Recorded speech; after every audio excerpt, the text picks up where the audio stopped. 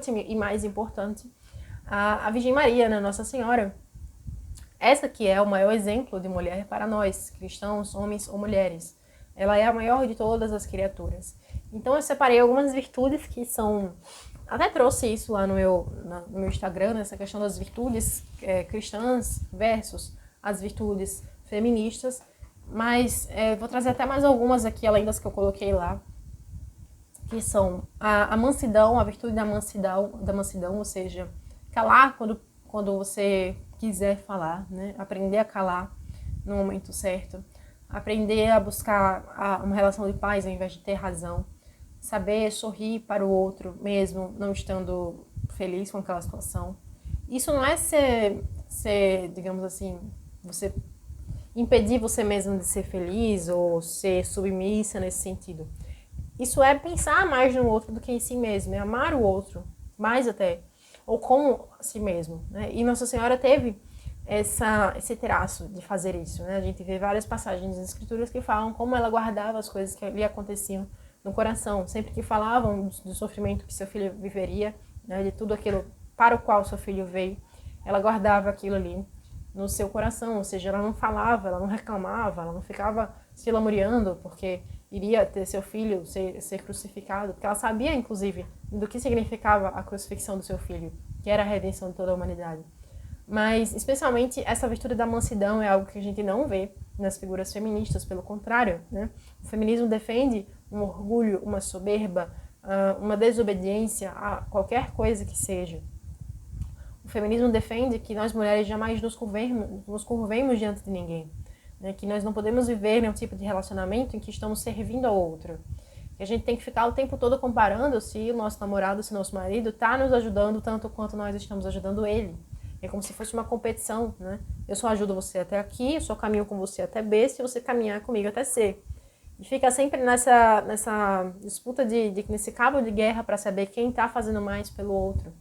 E essa ideia de competição dentro do relacionamento traz aí um veneno plantado, é uma erva daninha plantada dentro do relacionamento, que isso adoece o relacionamento, né? Porque você não tem que ficar comparando para saber se o outro está fazendo tanto quanto você. Você tem que se doar. E o outro vai se doar porque está vendo que você também está se doando, né? E não esperar do outro essa ação. Nossa Senhora é um exemplo perfeito disso, né? O que ela mais fez ao longo da sua vida foi se doar para os outros, né? Grávida, ela caminhou ali por vários quilômetros até Santa Isabel, sua prima, para a mãe de Deus, né? Para falar com ela e conhecer o bebê São João Batista que estava no ventre da sua prima. Então, a noção de doação também é uma outra virtude, né? De caridade, é algo que é ensinado pelo cristianismo para homens e mulheres, é importante falar isso. E que dentro do feminismo não se encaixa, né? Essa ideia de você se doar para o outro, de você viver para o outro, é algo inaceitável dentro do feminismo, independente de qual vertente nós estejamos falando, né? Então, essa é mais uma virtude que é oposta aí entre o cristianismo e o feminismo. Outra questão que também é importante falar é da pureza, a virtude da pureza, a virtude da castidade, ou seja, de se guardar, de entender que o seu corpo é algo valioso, é um tesouro mesmo, né, que precisa ser guardado e protegido para que só seja entregue àquele que realmente tem a honestidade, tem a justiça, tem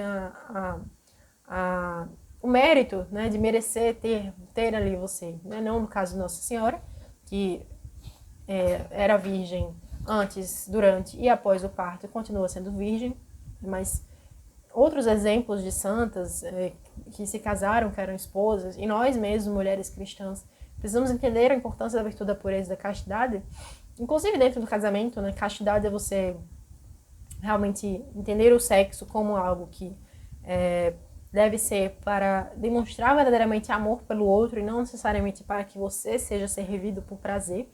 E aí que entra essa contraposição entre a virtude cristã e a virtude feminista, né?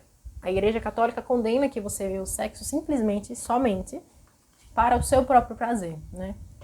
Você precisa sempre abrir a possibilidade de que aconteça ali a procriação. Então, os métodos contraceptivos são proibidos, não se deve usar, justamente porque deve-se sempre estar junto a essa ideia de de prazer, ok, que é aceita, que a igreja nunca condenou o prazer, mas de que esteja junto a noção da possibilidade de procriação, ainda que não procria, ainda que não engravide, mas está aberta aquela possibilidade.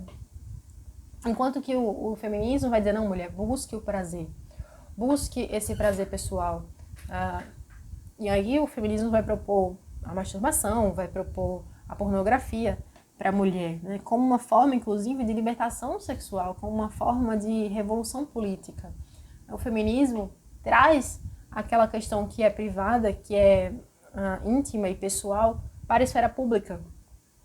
O Chesterton tem uma passagem brilhante no seu livro O que há de errado com o mundo, que ele fala sobre isso. Ele fala o seguinte, ele fala que as sufragistas, elas acreditaram em nós homens, né, porque a gente dizia que a esfera pública, que a vida pública, que a política era importante, mas a gente dizia isso meio que para engambelar essas mulheres, porque na verdade a gente queria tomar uma cerveja, né, lá com os caras, basicamente ele fala assim, e a gente dizia isso meio que para justificar, para ver se a mulher dava um pouquinho mais de espaço para a gente ficar até tarde lá no parlamento, para a gente ficar até tarde ali naquele partido político, né? Mas a gente nunca achou que as mulheres fossem acreditar nisso, que as mulheres fossem acreditar que a esfera pública é mais importante do que a esfera privada. Mas parece que as feministas, que as sufragistas acreditaram nisso, e não só acreditaram, como se renderam aos homens e disseram, olha, homens, vocês estão certos. A vida pública ela é mais importante do que a vida privada. A política é mais importante do que a família. Então, o Chesterton faz essa crítica ali na nascente do movimento sufragista, a Emily Pankhurst, que eu também falei sobre ela na história do feminismo, e ele é brilhante ver que ele escreveu isso na época que o feminismo ainda estava brotando ali, ainda estava surgindo, né? Então, é justamente isso, né? Desse modo que o feminismo vai ser oposto ao cristianismo.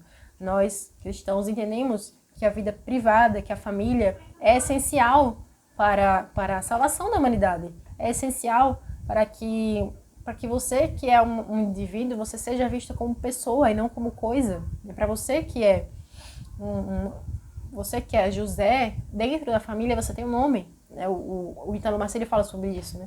Dentro da família você é um homem, você tem um nome e você é alguém insubstituível. Se você morrer, ninguém vai colocar você no seu lugar, né? Meu pai faleceu, não tem ninguém para substituir meu pai. Dentro da família você é insubstituível. Mas dentro da empresa, na esfera pública, se você é um político e você morre, vai ter alguém ali que vai estar aguardando ali, que vai lhe substituir. Se você trabalha numa empresa e você morre, certamente vai depois chegar um funcionário que vai trabalhar as mesmas funções que você trabalhava até então, por melhor que você fosse. Então, somente na esfera privada, somente na família, é que você tem o reconhecimento de pessoa humana, de um ser dotado de uma alma imortal, de alguém que foi feito para a eternidade. Então, o feminismo, desde o seu nascente, vai sempre levar essa questão da vida pública para a vida privada. A gente vai ver isso no livro do Frederick Engels, onde ele fala da família e da propriedade privada. Ele fala isso, da necessidade de levar as famílias, as pessoas, as mulheres para a esfera pública. O comunismo fez isso. Quando eu contei lá sobre a história do trabalho, eu falei dos kizuts, que eram de Israel, né, de Israel, ali, dos israelitas, que eles faziam essa comunidade ali socialista em que todas as atividades domésticas desempenhadas por mulheres iam para a esfera pública para que ela tivesse ali uma sobrecarga menor da sua vida doméstica e pudesse se dedicar a atividades exteriores. E a gente viu o que aconteceu, as mulheres envelheceram muito mais rápido, as mulheres procuravam funções mais leves, né? Não estavam satisfeitas em trabalharem tanto quanto os homens. Então, a gente vê que não é isso que a mulher verdadeiramente quer, né? Que as feministas que defendem isso estão somente se enganando, né? Porque num dado momento elas vão descobrir o erro que elas cometeram, aí pode ser tarde demais.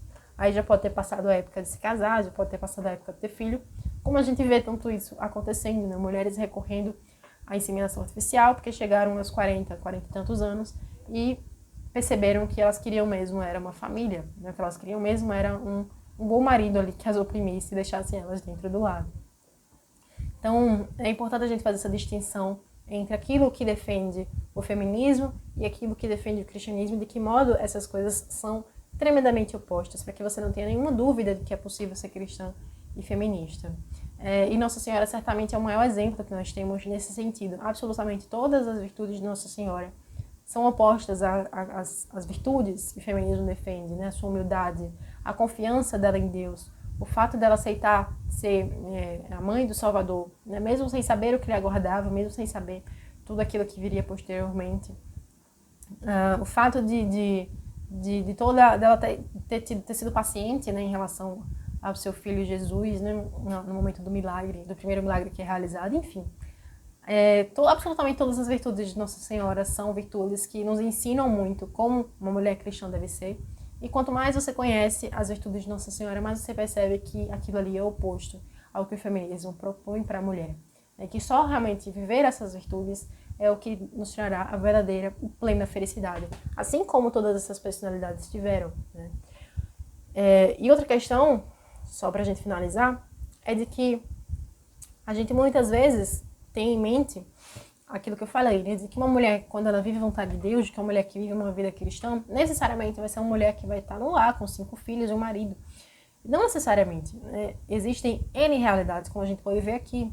A gente teve uma mulher que viveu a vontade de Deus e foi uma rainha. A gente teve outra mulher que viveu a vontade de Deus e comandou um exército de 5.000 homens. Outra que foi uma carmelita que fundou vários carmelos.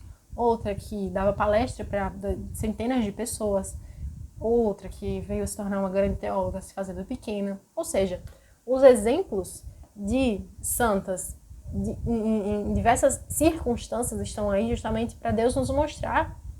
Deus permitiu que elas vivessem aqui neste mundo justamente para nos mostrar que é muito possível fazer a vontade de Deus e viver uma vida uma circunstância totalmente diferente da que é esperada pelas mulheres. Ou seja, fazer a vontade de Deus não é estar ali dentro de um estereótipo, mas viver aquilo que Deus quer para você, independentemente do que seja. Que seja para ser uma esposa e mãe de muitos filhos, que seja para ser uma esposa e não tenha filho nenhum, ou que seja para não se casar com ninguém, viver como uma leiga, que seja para ser uma irmã carmelita, viver na clausura, viver em outros tipos de irmandades. Enfim, é fazer a vontade de Deus, independente de qual seja. Tá? Então, tenho isso muito claro também do que significa isso. Né? Ser cristã não é estar enclausurada num padrão, ou num estereótipo que todas as pessoas queriam em relação a uma mulher cristã, mas sim viver a vontade de Deus onde você vive ali, onde você está plantado. Né? Fazer crescer e brotar o amor onde você foi plantado.